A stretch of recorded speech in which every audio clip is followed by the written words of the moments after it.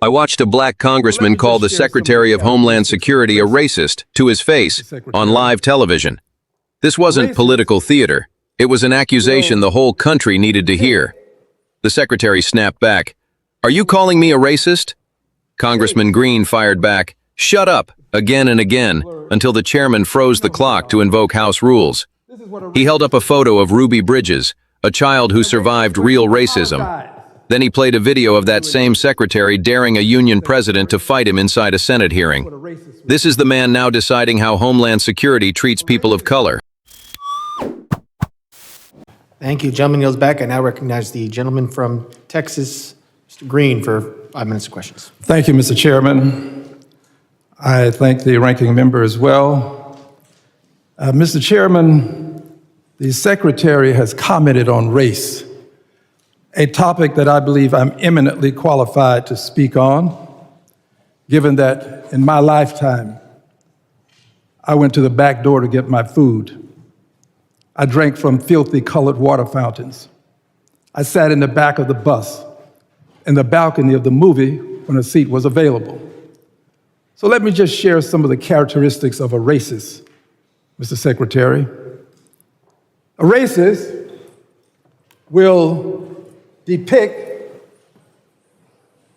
people of color as apes.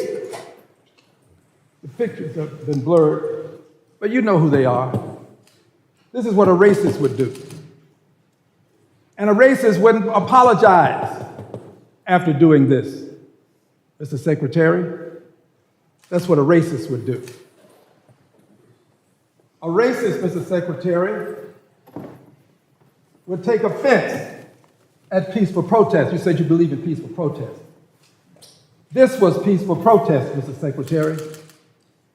Racists take offense at peaceful protest.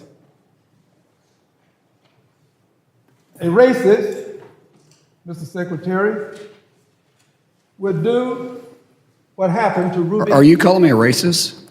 A racist. I'm asking a question. Reclaiming my time, asking to shut up. That's a pretty. Shut up. Up. Shut up. It's my time. I'm not going to let anybody call me a racist, Chairman. I never called him a racist. It's my time. It is, gentlemen, will suspend. He will not. Tell him to shut up. Gentlemen, suspend. No, the gentleman will suspend. No one will call me a racist. I'm Cherokee too. My family has been pretty tolerant. I ask that my time be restored. I ask that my time be restored. The clock has been stopped since I suspended the clock. I will continue to interrupt as long as someone's sitting there assuming I agree. me a racist. And as I said before, there will be no addressing anyone's character in a negative way. By the way, Mr. Green, I need you.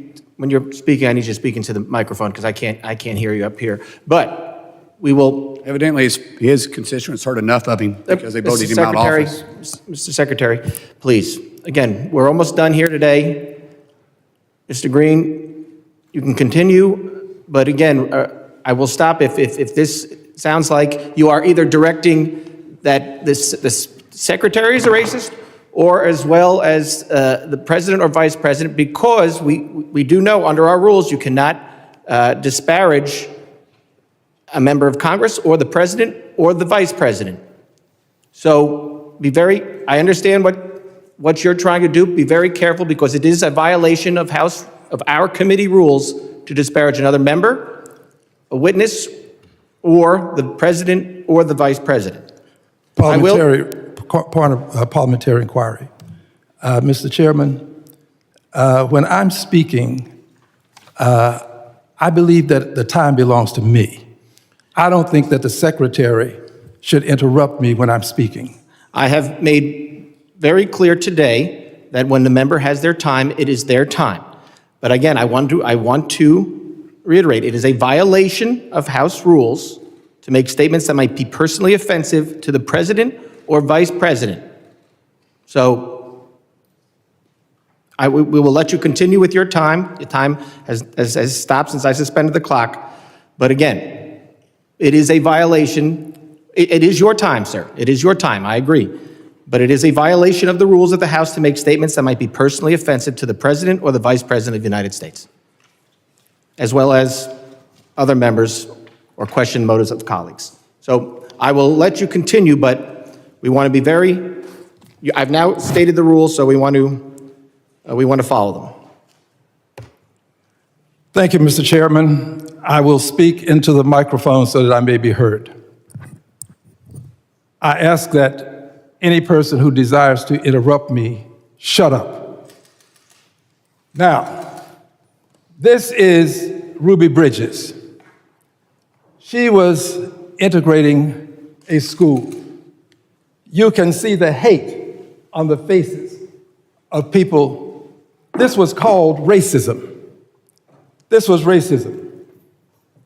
All I did at the State of the Union address was display this, Mr. Chairman. This was what I did. I was peaceful. The Secretary says he believes in peaceful protest. Cue the video, please. Cue one.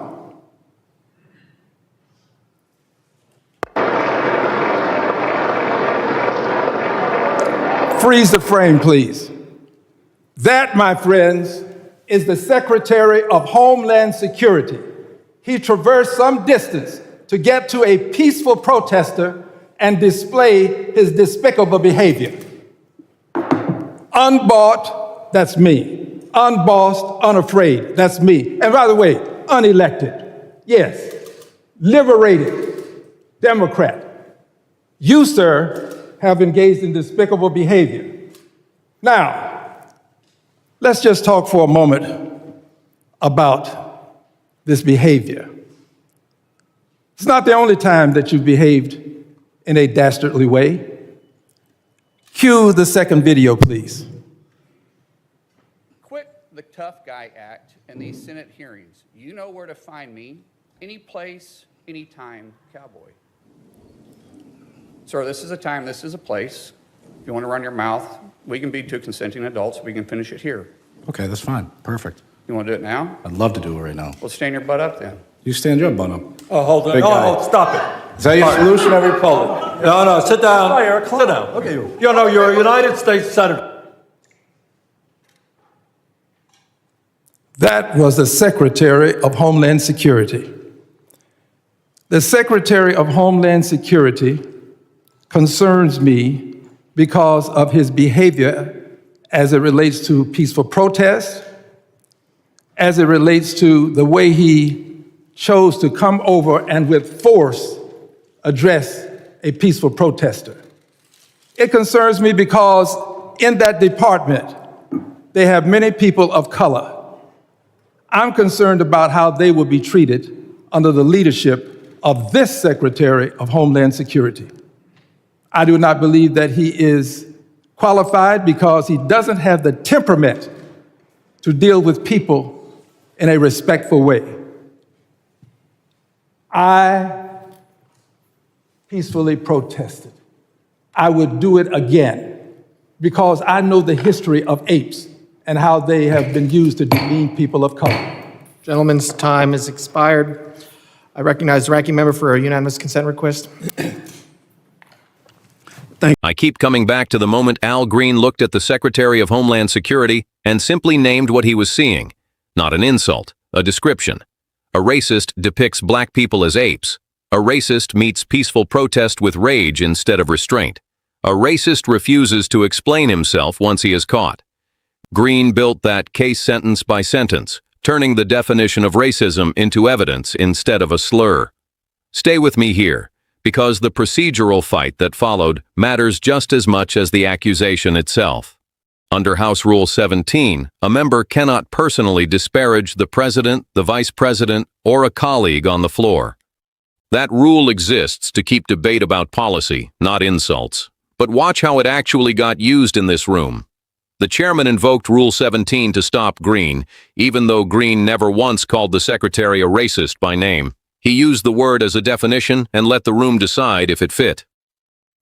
That is one of the oldest tools available to a lawmaker operating under rules designed to protect the powerful from direct accusation. Then came the line everyone remembers. Green said, "Reclaiming my time," and the hearing turned into a shouting match. That phrase is not a tantrum. It comes from what is called the 5-minute rule, the procedure that governs how members question witnesses in committee. When a witness stalls or lectures instead of answering, the member can take the floor back before the clock runs out. Without that right, a witness could simply talk until time expired and never answer a hard question. Mullin tried to override it anyway, demanding Green answer him instead of the other way around. That is not a small procedural detail.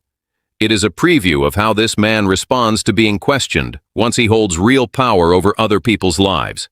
That is exactly the power a Secretary of Homeland Security holds every single day. Now bring in the photograph. Green held up an image of Ruby Bridges, a 6-year-old girl who needed federal marshals just to walk into a school because a mob wanted her gone for being black. He was not reaching for shock value. He was drawing a straight line from that mob's rage to a cabinet secretary's physical response to his own peaceful protest at the State of the Union. If holding up a picture is provocation enough to make a federal official cross a room, we have to ask what standard is actually being enforced and against whom. That question is the spine of this entire hearing. Then Green played a second video. Not the protest confrontation, something older. Mullin, as a senator, daring a labor union president to fight him and telling him to stand up right there on a Senate dais. I want to slow down on why that clip matters, because it would be easy to write off as an unrelated old headline. It is not. Green was not trying to embarrass Mullin for its own sake. He was building a case about temperament, about whether someone with a documented pattern of meeting disagreement with aggression should run an agency that detains and deports people every day. That is not a personality quirk. It is a qualification question, and it deserves to be treated like one. Here is why this matters beyond the two men in that room. The Department of Homeland Security is not an abstraction. It touches lives directly, through raids, through asylum processing, through how migrants are treated at the border. The people most likely to meet that agency at its most coercive are disproportionately people of color and immigrants. Those are the same communities Green was speaking for when he invoked his own life under segregation. When the person at the top has shown he will physically confront someone for disagreeing with him, that is not just a flaw in temperament. It is a signal to everyone below him about what conduct gets rewarded. Institutions take on the character of their leadership. That is not a talking point. It is how bureaucracies actually function. If aggression is modeled at the top, it rarely stays contained at the top.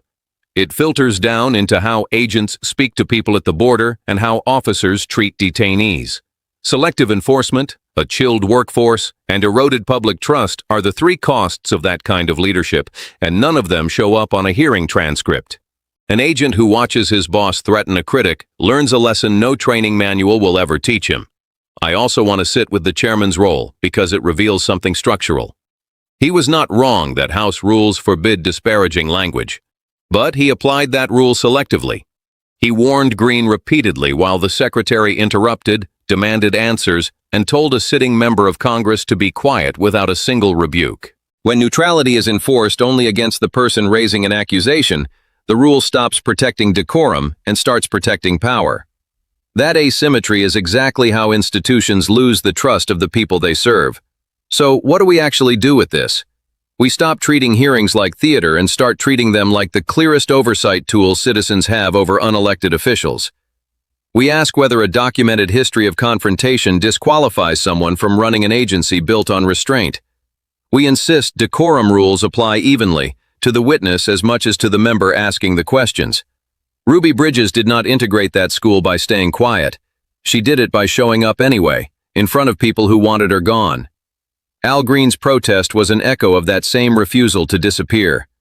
This was never only about one insult or one shouting match. It was about whether the people running our federal institutions can be questioned at all. Watch the clip again, past the shouting, and listen for the moment procedure gets used as a weapon. Then ask your own representative whether they would let a witness get away with the same thing. Say something, because silence is exactly what lets this pattern repeat at the next hearing. Institutions do not protect themselves. We do that part.